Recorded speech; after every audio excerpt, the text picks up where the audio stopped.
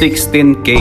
Isang buwan lang yan sa YouTube automation. Resulta to ng grind, sleepless nights, creativity sa paggawa ng content araw at gabi. Hindi naman ganun kadali mag-handle ng 6 monetized YouTube channels. Pati yung partner ko, pinag full time ko na rin mag-VA at mag-edit para sa mga videos ko. Same goals, same results. I remember years ago, nagtatrabaho lang kami pareho sa corporate, tapos nag-aantay kami ng jeep na masasakyan pa uwi. Halos 2 oras kami nag-aantay sa terminal bago nakasakay. Ang tumatakbo sa isip ko that time, balang araw makakabili rin ako ng motor para hindi na tayo mag-commute. Pero God is good. Hindi lang motor ang binigay niya sa akin, kundi ngayon naka 4 wheels na tayo at fully paid mga lodi. At syempre deserve ng partner ko lahat ng bagay na natatamasa namin ngayon dahil sinamahan niya ako from zero. This is not to brag but to inspire those aspiring content creators or kahit sinong normal na tao na huwag kayong makakalimot kung saan kayo nagmula at kung sino yung mga taong nasa tabi nyo nung panahong walang-wala pa kayo. At kung feeling mo na nasa low point ka ngayon ng buhay mo, men, hindi ka habang buhay nandyan. Samahan mo lang ng kilos yung mga dasal mo at di ka niya bibiguin.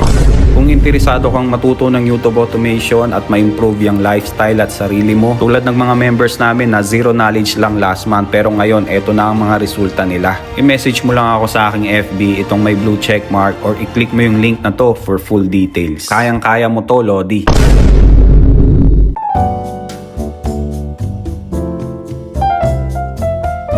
Top 3 viral AI niche ngayong month of February.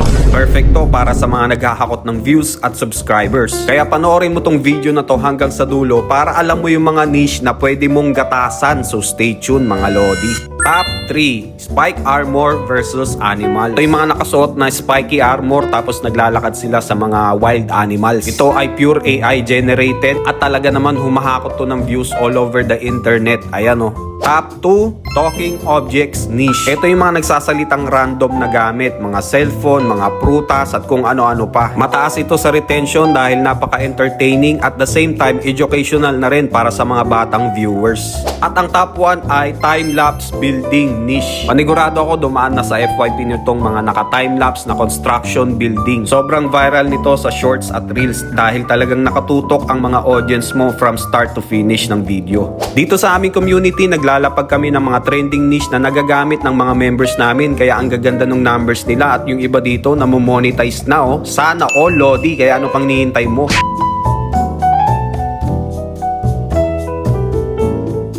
Ikaw ba ay long form content at nahihirapan ma-reach ang 4K watch hours? Okay, isi-share ko rin sa iyo yung mga tips na tinuro ko sa mga members namin para ma-reach ang 4K watch hours. Ito kasi ang kailangan para ma-monetize ang long form video, so stay tuned. Punta ka sa YouTube Studio tapos i-click mo tong content. Pili ka ng video na gusto mong iset tapos scroll down mo hanggang makita mo tong category. Piliin mo dito kung saan category pasok yung long form video mo para alam agad ni YouTube algorithm kung saan ibabato na specific audience yung video na yan. Pangalawa, itong playlist. Pagsamasamahin mo lahat ng long form video mo dito na pare-parehas ang category. Para pag may nanonood sa video mo, makikita nila yung playlist sa gilid. Malaking tulong yan para mapanood din nila yung iba mo pang long form video. At ang pinaka-importante sa lahat ay ang end screen. Pag nakarating dito sa dulo ng video mo yung mga audience mo, ibig sabihin niya nagustuhan nila yung content mo at they want more. Kaya naman i-hit mo tong plus element at ilagay mo yung next video at playlist ng channel mo. Then hit save at makikita na nila yan sa end screen. Ilan lang yan sa tinuturo ko sa aming community kaya yung mga members dito, paldo. Sana all!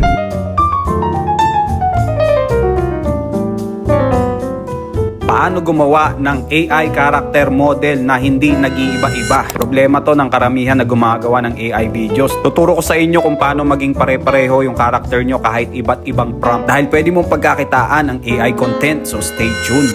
Gusto mo bang kumita sa YouTube gamit ang iyong cellphone, tablet, or PC at mapabilang sa kanila na na-monetize na? I-message mo lang ako sa aking FB or i-click mo yung link na to for full details. Okay, first step, pumunta ka sa ChatGPT or kahit anong AI chatbot. Upload mo yung image ng main character model sa mga content mo. I-paste mo itong prompt na to na nilagay ko sa comment section. I-hit mo yung enter at dapat ganito yung lalabas, yung kita lahat ng angle ng character mo. Bali, ito na yung isi-save mo na image na gagamitin mo sa lahat ng AI tools kapag gagawa ka ng content. Pwede mo itong gamitin sa paggawa ng video, lagyan mo lang ng prompt or pwede rin namang image na gusto mong ipa-generate. Ang main purpose nito ay ay yung model mo hindi nagbabago kahit anong prompt pa ang gawin mo. Bagay na bagay to para dun sa gumagawa ng storytelling or dun sa mga may channel branding para hindi nag-iiba-iba yung character kahit ilang AI tools pa yung gamitin mo. Speaking of AI tools, marami niyan sa community namin na ginagamit ng mga members namin kaya ang gaganda ng results at yung iba talaga naman pumapaldo. Sana all Lodi, kaya ano pang hinihintay mo?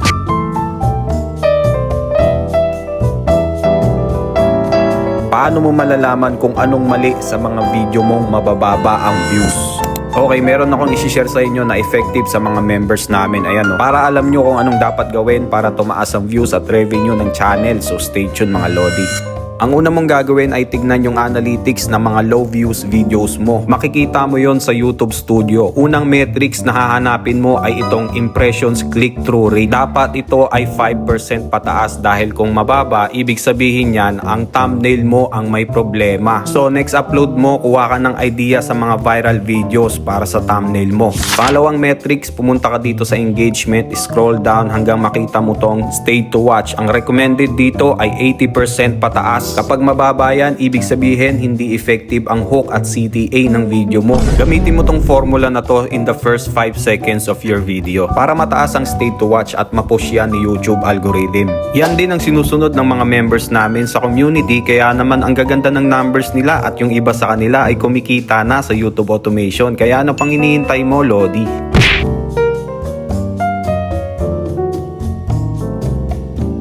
Talking random objects. Ito yung niche na nagba-viral ngayon sa shorts at reels. Pwede kang pumaldo dito pag sinabayan mo to. Syempre, tuturuan kita kung paano gumawa niyan step by step dahil pwede mo yung pagkakitaan. So stay tuned, Lodi.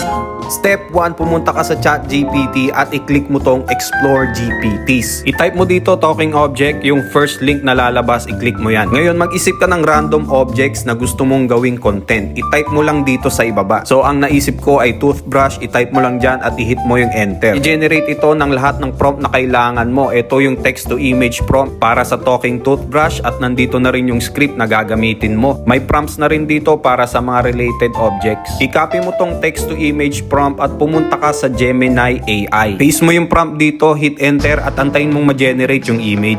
At eto, natapos na nga. Meron na tayong model para sa ating talking objects. Hit mo lang yung download dito sa gilid at para naman paggalawin yan at pagsalitain, ipapakita ko yan sa part 2 ng video na to. Congrats nga pala sa mga bagong successful members namin. Deserve nyo yan mga Lodi.